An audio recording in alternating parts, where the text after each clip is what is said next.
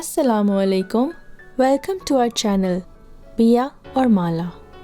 کہانی سے پہلے if you are new on our channel and you haven't subscribed yet تو ہمارا چینل بیا اور مالا سبسکرائب کیجیے and do not forget to press the bell icon. میں اور سجاد ایک ہی بینک میں کام کرتے تھے۔ جب ٹریننگ پر تھے تو سجاد کی نشست میرے برابر تھی۔ میری انگریزی زیادہ اچھی نہ تھی۔ سجاد نے محسوس کر لیا کہ کسی لمحے میرا قلم رک جاتا ہے اور میں سوچنے لگتی ہوں۔ وہ نہایت ذہین آدمی تھا، فوراً بھام جاتا اور جو لفظ میں ذہن کے نہا خانوں میں ڈھونڈ رہی ہوتی فوراً کاغذ پر لکھ کر آگے کر دیتا۔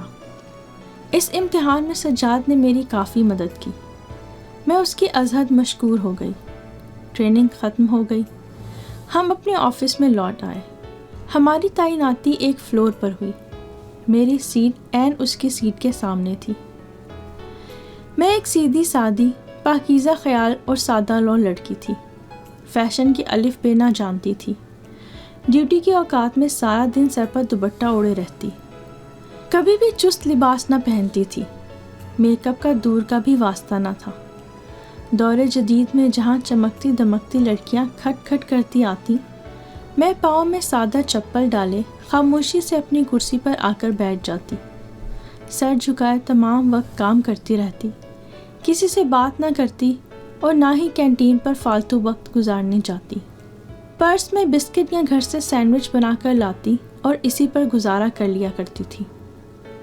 سجاد کو اپنا محسن سمجھتی، سامنے گزرتے ہوئے اسے سلام ضرور کرتی تھی، لیکن اس سے زیادہ راہ و رسم نہ رکھتی۔ جب کبھی آفس ورک میں کچھ دشواری محسوس کرتی، سجاد سے پوچھ لیتی۔ وہ پوری توجہ سے میری رہنمائی کر دیتا۔ پہلے وہ میرا محسن تھا، اب میں اسے اپنا استاد بھی تسلیم کر چکی تھی اور زیادہ ادب اور لحاظ سے بات کرنے لگی تھی۔ وہ کہتا یہاں اچھے لوگ کم اور برے زیادہ ہیں، جانتی نہیں ہو یہ اپنے ساتھ کام کرنے والی لڑکیوں کے بارے میں بعد میں کیسی ایسی باتیں کرتے ہیں۔ کہنے لگا اگر تم سن لو تو دفتر آنا چھوڑ دو۔ میں خاموش رہتی۔ میں دفتر آنا کیسے چھوڑ سکتی تھی؟ اتنی مشکل سے مجھے ملازمت ملی تھی، وہ بھی مرحوم والد کے ایک دوست کی سفارش پر۔ مجھے اپنی بیوہ ماں، 2 چھوٹی بہنوں اور ایک بھائی کی کفالت کرنی تھی جو ابھی اسکول میں پڑھ رہے تھے۔ سجاد کی ہر ہدایت پر عمل کرتی، کسی سے دفتر میں بلا ضرورت بات نہ کرتی۔ میری فطرت ویسے بھی نہ تھی غیر مردوں سے بلا وجہ باتیں کرنے کی یا فری ہونے کی۔ برانچ میں ایک اچھی اور نیک نام لڑکی جانی جانے لگی۔ کچھ دنوں سے محسوس کر رہی تھی کہ آفس کی چھٹی کے بعد سجاد سڑک پر کھڑا ہو جاتا ہے۔ میں نے دیگر لڑکیوں کے ساتھ وین لگوا لی تھی۔ جب تک وین میں سوار نہ ہو جاتی وہ وہاں کھڑا رہتا۔ ایک روز میری ایک ساتھی لڑکی نے کہا کہ عتیقہ یہ سجاد کو کیا ہو گیا ہے، آدھا گھنٹے تک دھوپ میں کھڑا رہتا ہے، جب تک ہماری وین نہیں چل پڑتی تب تک یہ اپنی گاڑی میں نہیں بیٹھتا، لگتا ہے جیسے یہ ہم لڑکیوں میں سے کسی کی نگرانی کر رہا ہے۔ اس لڑکی کے اشارے پر بھی مجھے بیوقوف کو سمجھ نہ آئی کہ اصل میں وہ میری نگرانی کر رہا تھا۔ ایک روز امی کی طبیعت خراب ہو گئی، میں نے چھٹی کر لی۔ 2 روز بعد دفتر آئی تو اسے بہت بے تاب پایا۔ پوچھا کیوں غیر حاضر تھی؟ میں نے کہا امی بیمار ہیں۔ کہنے لگا کیا میں ان کی عیادت کے لیے تمہارے گھر آ سکتا ہوں؟ میں گھبرا گئی۔ میں نے کہا امی سے پوچھ کر بتاؤں گی۔ اگلے روز امی کے لیے پھر مجھے چھٹی کرنا پڑی۔ آفس ٹائم کے بعد وہ ہمارے گھر آ گیا۔ میرا پتہ اس نے میری آفس فائل سے نہ جانے کب نوٹ کر کے رکھا ہوا تھا۔ دروازے پر اسے کھڑا دیکھا تو حیران رہ گئی۔ کیا اندر آنے کو نہیں کہو گی؟ اب اتنی تو بد اخلاق نہیں ہو تم۔ مجھے کہنا ہی پڑا کہ آپ آ جائیے۔ بولا کہ تمہاری امی کی عیادت کرنے کے لیے آیا ہوں۔ میں اسے امی کے کمرے میں لے گئی۔ ان کے پاس کرسی پر بیٹھ کر سجاد نے باتیں شروع کر دی۔ باتوں کا وہ ماہر تھا۔ امی کو خوب اپنی باتوں میں الجھایا۔ آپ مجھے اپنا بیٹا سمجھیے، آپ کا بیٹا ابھی چھوٹا ہے، یہ میرا فون نمبر ہے، جب ضرورت پڑے ڈاکٹر کے پاس جانا ہو ہاسپٹل جانا ہو مجھے فون کر دیجئے، حاضر ہو جاؤں گا۔ امی اس کی باتوں سے کافی متاثر ہوئیں۔ میں نے چائے پلائی اور رخصت کیا۔ اس کے بعد یہ ہونے لگا کہ میں آفس میں اور وہ میرے گھر پر آن موجود ہوتا۔ میں چھٹی کے بعد گھر پہنچتی تو امی بتاتی سجاد آیا تھا، یہ کیک لایا ہے، میری عیادت کے لیے چھٹی کر لی تھی۔ میں حیرت سے ایک تصویر بن جاتی، لیکن امی میں تو چھٹی نہیں کرتی، کیا اس کو میرے سے زیادہ آپ کی فکر ہے؟ لیکن آخر کار ایک روز سجاد نے اپنا مدعا بیان کر ہی دیا۔ والدہ سے میرا ہاتھ مانگ لیا، وہ بھی میری غیر موجودگی میں۔ وعدہ کیا کہ میرے بھائی کی نوکری لگوا دے گا، ہمارا مکان خستہ حال تھا، بینک سے لون لے کر دے گا اور مرمت کے وقت مزدوروں کے ساتھ کھڑا رہے گا۔ والدہ اس کی باتوں میں بہت آ چکی تھی، مجھے سمجھاتی کہ شریف انسان ہے، رشتہ مانگ رہا ہے، تمہارا عزت سے ہی مانگ رہا ہے، تمہاری شادی کی یہی عمر ہے، کہیں عمر ہی نہ نکل جائے۔ وعدہ کر رہا ہے کہ تم کو ملازمت سے منع نہیں کرے گا اور تنخواہ سے ایک پائی نہیں لے گا، اور تم میرے پاس ہی رہو گی، ہماری ہر شرط ماننے کو تیار ہے، بس تم ہاں کہہ دو۔ غرض امی نے میرا پیچھا پکڑ لیا، مجھے ہاں کہتے ہی بنی۔ بھائی بہت چھوٹا تھا اور سر پر باپ کا سایہ نہ تھا، جو پیچھے جا کر پتہ کرواتا کہ کون ہے اور کس خاندان سے تعلق رکھتا ہے۔ آخر اس نے بھی صرف اپنی ایک ہی مجبوری بتائی کہ بزرگوں کو نہیں لا سکتا، دوستوں کو نکاح کے وقت لے آؤں گا، نکاح سادگی سے ہوگا، فی الحال بینک میں بھی ہم کسی کو نہیں بتائیں گے کہ ہماری شادی ہو گئی ہے، کیونکہ میرے گھر والے میری پسند کی شادی کو اتنی جلدی قبول نہیں کریں گے، جب وقت آئے گا تو میں ضرور بتا دوں گا۔ ہم ماں بیٹی بے وقوف یا حد درجے سادہ دل تھے کہ گہرائی میں سوچا ہی نہیں کہ یہ آدمی شادی شدہ بھی تو ہو سکتا ہے، اس کے بارے میں کسی سے معلوم تو کرنا چاہیے کہ وہ کیوں خفیہ شادی کر رہا ہے۔ امی بیچاری زمانے کے چلتر کیا جانتی تھی، ان کو تو بس اس بات کی پڑی تھی کہ میری بیٹی کی جلدی سے شادی ہو جائے۔ لڑکا بینک آفیسر ہے، خوبصورت اور مہذب ہے، اچھے خاندان کا لگتا ہے، ہر شرط پر راضی ہے، بیٹی بھی میری ساتھ ہی رہے گی۔ سجاد کو پیسے کا کوئی لالچ نہیں ہے، ہماری کفالت بھی کرتی رہے گی اور ہمیں ایک مرد کا سہارا بھی مل جائے گا، کیونکہ میرا بھائی ابھی بہت چھوٹا تھا۔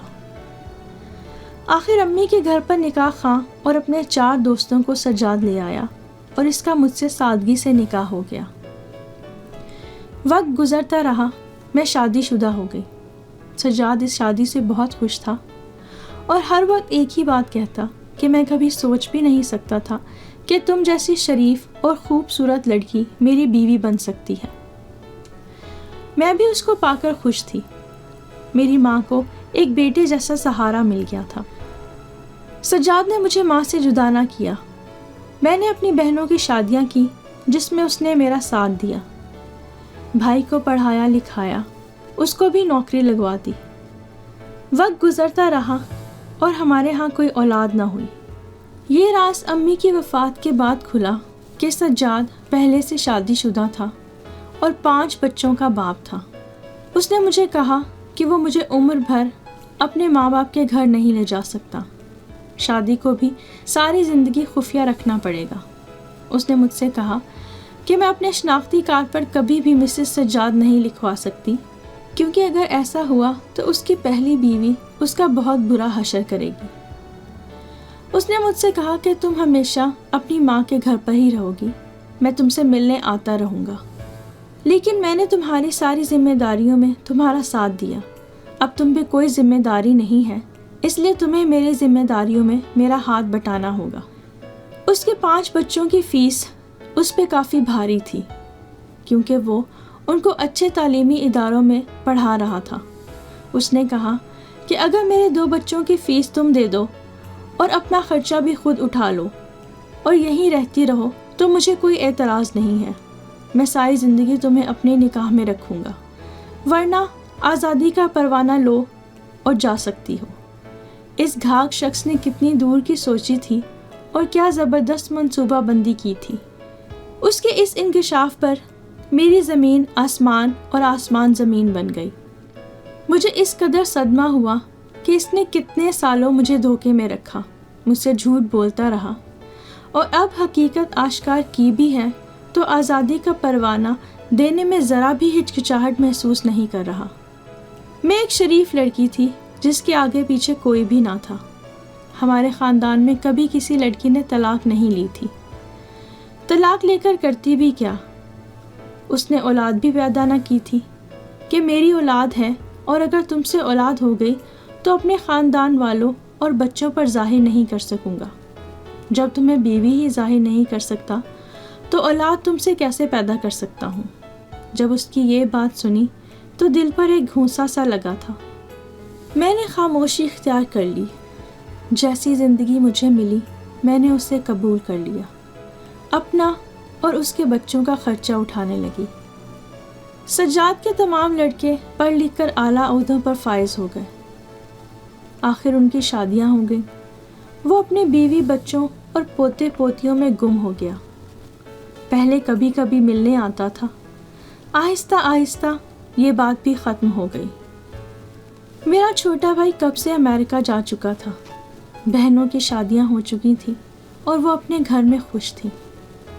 ریٹائر ہونے کے بعد بڑھاپے کی لاچار عمر میں 4 دیواری میں قید ہر آہٹ پر میں انتظار کرتی ہوں کہ کبھی شاید سجاد آ جائے، دکھ سکھ پوچھے، جب بیمار ہوں تو ڈاکٹر کے پاس لے کر جائے، مگر اس کو اپنوں سے فرصت نہیں ہے کیونکہ اس کا گھر، اس کا کنبہ تو مکمل ہے۔